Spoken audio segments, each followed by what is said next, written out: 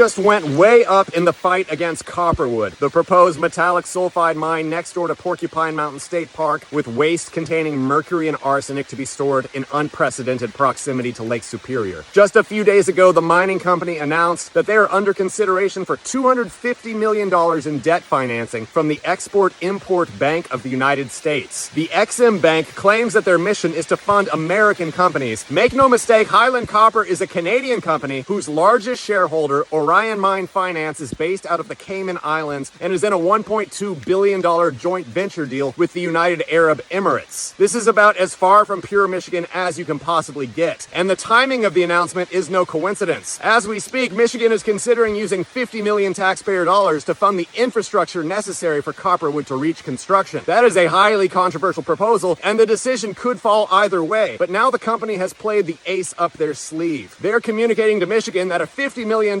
investment now could lead to much more, even though it's just a non-binding letter of interest. The fate of that $250 million could also be dependent on whether Michigan endorses the project with $50 million taxpayer dollars. So they're using two entirely speculative proposals to justify one another. This is pure sorcery, and we need to fight back with boots on the ground. Now is the time for in-person visits to our lawmakers in Lansing. The Michigan budget deadline is October 1st. The Michigan Capitol is a public space. You can go meet, first of all, with your state representative and your state senator. Next, you can visit the office of Speaker Matt Hall. Tell him to deny the $50 million for Copperwood Mine infrastructure in Wakefield Township at all cost. You can also visit the office of Governor Whitmer. Tell her to exercise a line item veto if need be. And if she's got presidential aspirations, tell her you will not vote for anyone who uses taxpayer dollars to enable a massive waste pile on the shore of Lake Superior. Now is the time to make it happen, guys. If you don't, you might be regretting it for the rest of your life. Find time in the next week to visit Lansing, meet with your lawmakers, make it into a civic engagement trip. Use whatever excuse you need to, but make it happen.